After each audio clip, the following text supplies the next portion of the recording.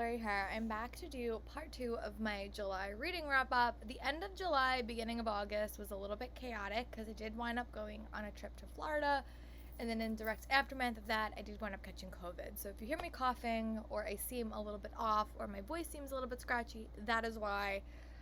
I'm feeling better, but I'm still dealing with the effects of it. So sorry about that, but I really do want to get this video up, especially because I'm a little bit late in all my other videos. So yeah, for the second half of the month of July, I did wind up reading about 12 books. I did wind up DNFing a couple of books. I think that led to me, it was before I got sick and then during I got sick, so my August reading wrap up will have a bunch of them because I just could not focus. But yeah, so let's get into it and then we'll chat about stats at the very, very end. Sort of a surprise. It actually doesn't come out yet. It comes out, I think, September, October, and it's called Pretty Dead Queens by Alexa Donne. And here's a photo of cozy mysteries. I really enjoy them. I've had some that I really liked, but I've never really found a YA version of that. So this one really reminded me of a cozy mystery. So you basically follow this main character, and her grandmother is the Agatha Christie of her generation. Her mom recently passes away from cancer, and she's forced to go to live in this small town with her grandma. And a murder of a prom queen happens when she's there that is eerily similar to a murder that happened like 20 years ago that inspired her grandmother's first book. And the main character sort of gets involved in this mystery. I really enjoyed it. I love this book, and I say this before, like, says, if you're new, hi, my name's Laura. I struggle with thrillers sometimes because when I'm a reader, I really go for the characters. I need to feel really invested in the characters. So most of the time when I read thrillers, I really don't like the characters, and I feel like super disconnected from them. But this one, I really enjoyed her. I thought she was really interesting. And she's definitely more spunky than me. Like, I don't think I would do anything that she did, but I really enjoyed the book. I really enjoyed the mystery. I like how they were connected. I like how she was I like there was like an unexpected romance to the story that I didn't necessarily expect. It was like, the end was like, maybe we're gonna get a sequel, maybe it's gonna become a series, which I would be totally here for. So I really liked it. I gave it 5 stars. I have to go back and read her Ivies, but I know that that book had some unlikable characters, so I don't know how I would feel about it. But I really like this one. I gave it 5 stars, and it's like, was the perfect early fall read. And I think that you should definitely check it out if you get the opportunity. But it comes out in September and October, and I really enjoyed it. Was a sequel, and that is This Wicked Fate by Kailyn Barron. I actually got this book from ALA when I went. She was there signing. Let me see if I can give you the picture of where she signed. So she did sign this book, and I really like this book. I think I liked book 1. Like, book 1 was a Secret Garden retelling. This book really dived more into the mythology elements of the story. Sorry. But I thought it was a really solid sequel, and I liked how it dived into a different element. It's very LGBTQ plus positive. Like, she has an LGBTQ plus relationship. Her moms have an LGBTQ plus relationship. So there's a lot of representation in this story. I love the elements of Black Girl Magic. I just thought it was so fun, and I really liked the sequel. The sequel went in a totally different direction than book 1, which I've been reading a lot of books in the past year where the sequel has done something totally different. This had more of a quest element. You do see a lot more gods in this story, so if you really do like the Rick Riordan Presents world and Percy Jackson, I think you should pick this book up. The first one is This Poison Heart, and I really enjoyed this one. I have to go back in time and go back and read her first book, Cinderella is Dead, but I really enjoy this book. This cover is so pretty. This one might have to stay on my shelves because it's just so pretty, and it is signed to me, so. But I really enjoyed it. I think that this book did something really unique because it really did diversify the story, and it really took it in a totally different direction, and I was quite fond of it. I gave it like 4.5 stars, and I definitely want to read her new middle grade, and I definitely want to go back and read her first book, but I super enjoyed this one and loved how it was a different type of book than book 1, but still staying in the same vein. So I gave it like 4.5 stars, and I really enjoyed this one. And then the next book that I picked up was another book that I've been I've had this book on so many TBRs. I think I had this on my January TBR too, but it is In Every Generation by Kendare Blake. This is a Buffy tie-in novel.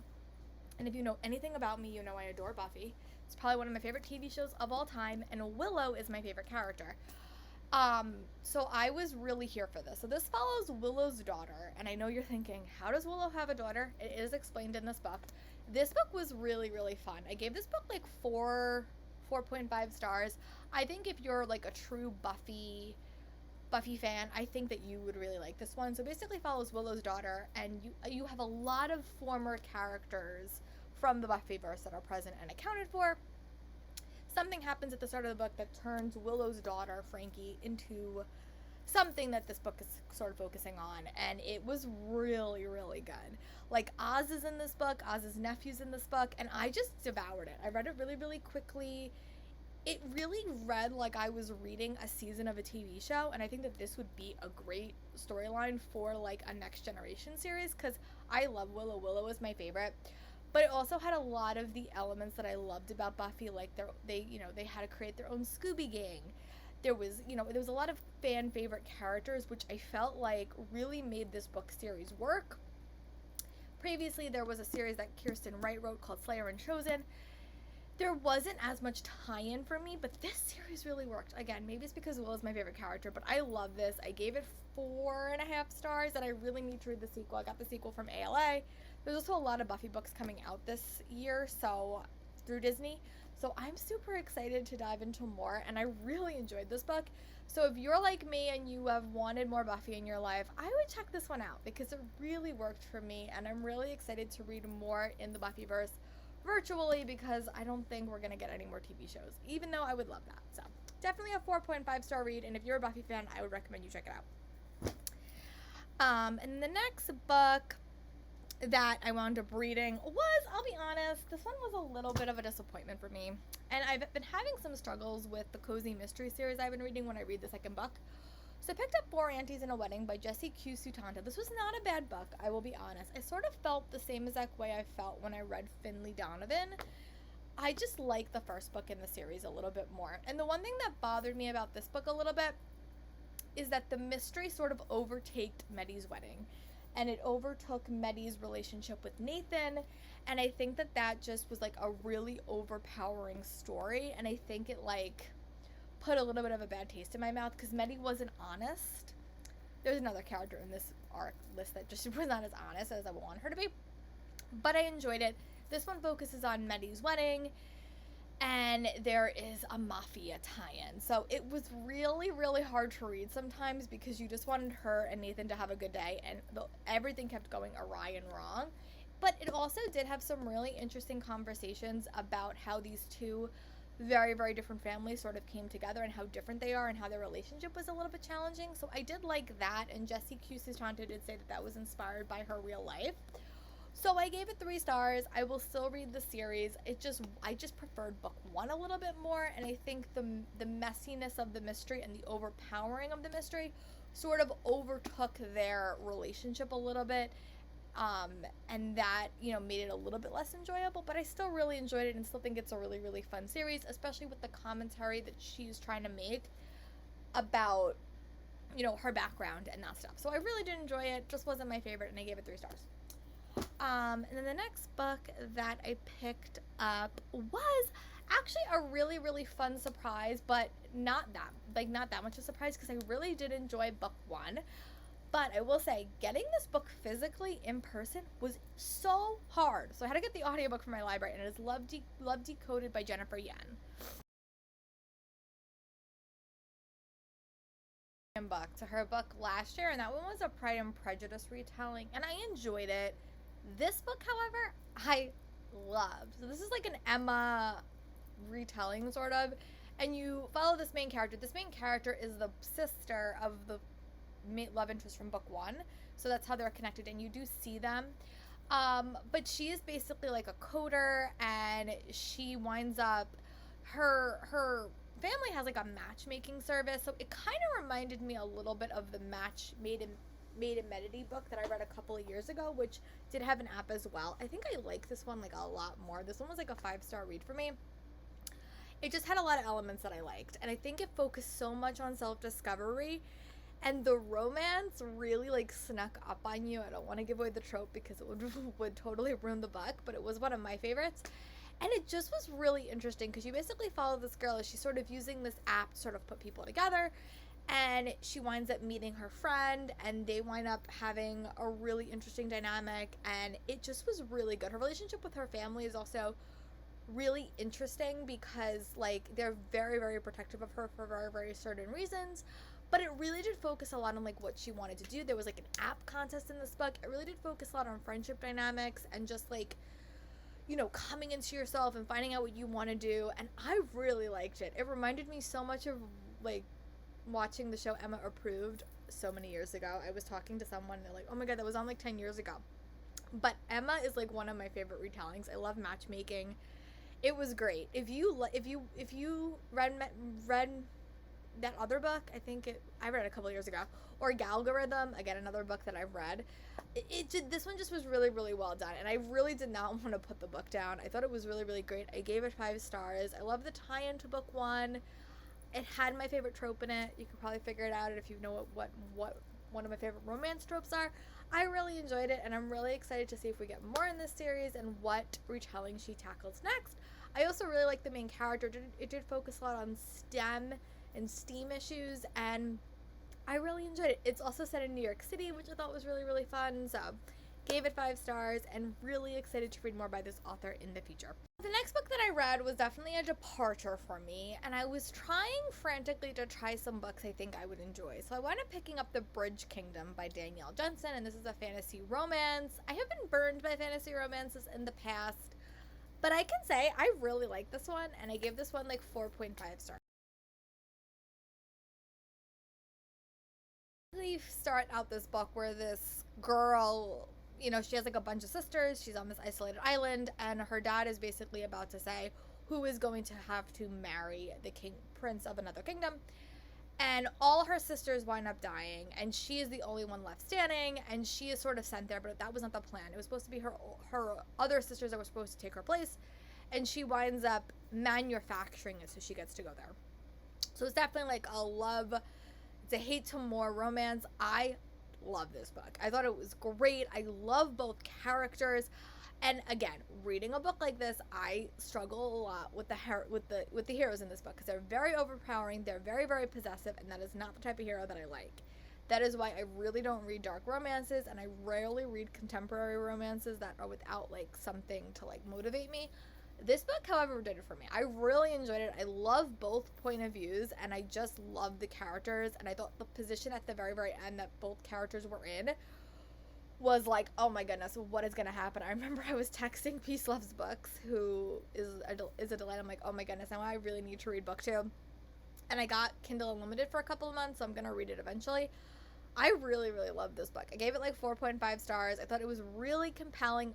Definitely a slow burn, I'll say that. Like, if slow burn's not your thing, definitely do not pick this book up because it takes a while for the characters to get together. But I also liked how it had a nice balance between political stuff and also romance, and the world building was really interesting. A couple of the things at the very very start I think were a little bit confusing, but again, it's the first book in like a bigger series, so I really liked it. I gave it 4.5 stars, and I hope to read more fantasy romance in the future. If you have any fantasy romance recommendations, please put them below because I'm looking to expand my genres that I'm reading. And then the next book that I picked up was an audiobook, and that is The Midnight Orchestra. And here is a photo. On quite a while ago.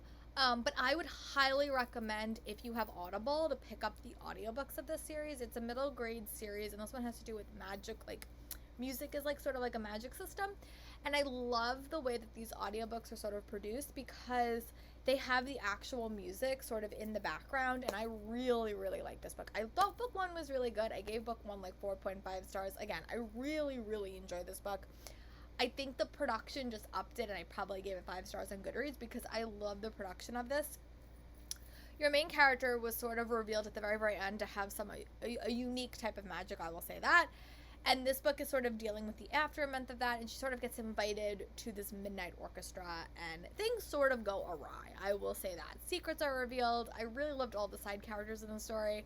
and I flew through it. I listened to it in like 2 days. It was a really, really quick listen. I have to go back and listen to the novella that came out like last year, but these are all Audible exclusives, so I would highly recommend if you have Audible to check it out, or if you just want like a fun middle grade series, this one is definitely up there for me, and I really enjoyed it. I hope we get more books in the series because I really like the first two, and it's just like a very interesting type of magic system that I don't think I've really ever read before. And as a theater teacher, again, I like finding books that incorporate the arts in like a different way, and this one definitely was that. So I definitely recommend this if you like unique magic systems or just want a fun, quick-paced middle grade series to read, because I really enjoyed this one. I'm going to talk about two back-to-back because I read them pretty close together, and this is the Paulo Santiago series. So the first book I'm going to chat about is the second book in the series. I think it's called Forest of Nightmares, so here's a photo of that. But I thought this one was really, really fun. I felt like it was a little bit more of a bridge book because book one was very, very different from book two, and book two had a very different dynamics to it. Again, sort of like when I read Last Fallen Star by Gracie Kim, or when I read This Wicked Fate. The book series were very, very different. I think this is probably my least favorite in the series overall, but if you don't know, this follows the Crying Woman mythology. And it does have like some elements that I just like sort of wasn't expecting. But I did enjoy it. I gave it 3 stars. I like learning about more like background stuff. And again, like this one did have really, really interesting friendship dynamics. I think this one definitely dealt a lot with like the interpersonal issues between the main characters. I really liked it. I gave it 3 stars. But then we got to Paulo Santiago and the Sanctuary of Shadows by Taylor K. Mejia. And this one I think was a really solid conclusion to the series. Again, this book was very much more a quest element, and there was a lot more writing on this story. I think the first 2 books really set up this final book, and there was a lot of elements that kind of were introduced towards the very, very end that I didn't necessarily see coming. I really enjoyed it. I really hope this author writes more in the future. I know she has a lot of backlist books that I really do have to pick up, but I like this and I gave it 4 stars, and thank you Rockstar Tours for inviting me onto your blog tour because I really enjoyed this one. This is the one that I started reading when I was traveling, so I read it pretty quickly, but I gave this one 4 stars for review.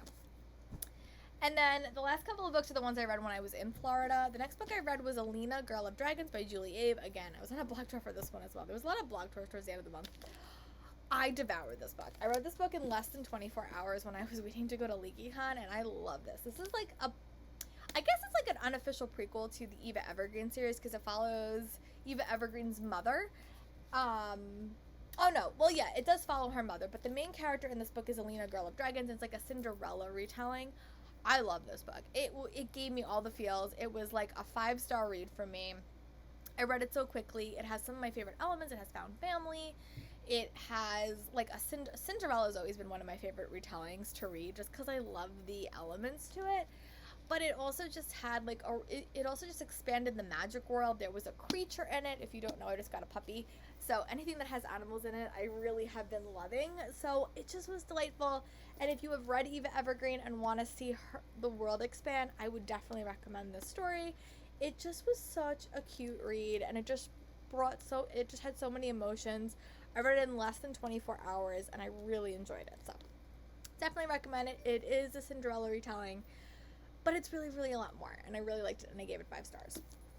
So the last book I'm going to chat about in this video is I Believe in a Thing Called Love by Maureen Gu. You can still say this is still a mess because I read it at the pool.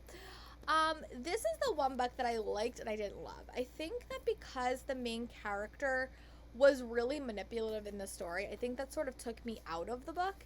So you basically follow this main character named Desi, and she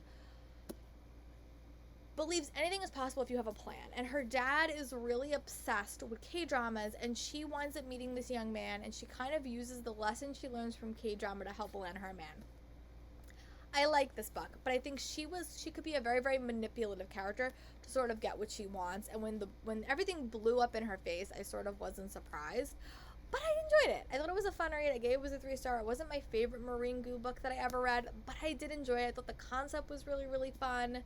I just wasn't as in love with the main character as I wanted to be, and I think it read a little bit younger, so the character and me, I didn't really connect with her. But I thought it was an interesting concept. I liked the relationship with her and her dad. It was a fun read. It just wasn't my favorite. I also had a DNF this month, and that is The Inheritance of Cuando Divina by Zordaya Cordova. Everyone has really loved this book, and honest with you, I just really, really struggled with it. So I got about like 100 pages in, and I've just put it down. I might try to pick up the audiobook at some point, because it's just very, very weird and interesting, but it just wasn't what I wanted to read at the moment. So that is why I DNF'd this book. I might pick it up at some point, but that is where we are. So I'm just going to look at my stats and tell you guys what I wound up reading.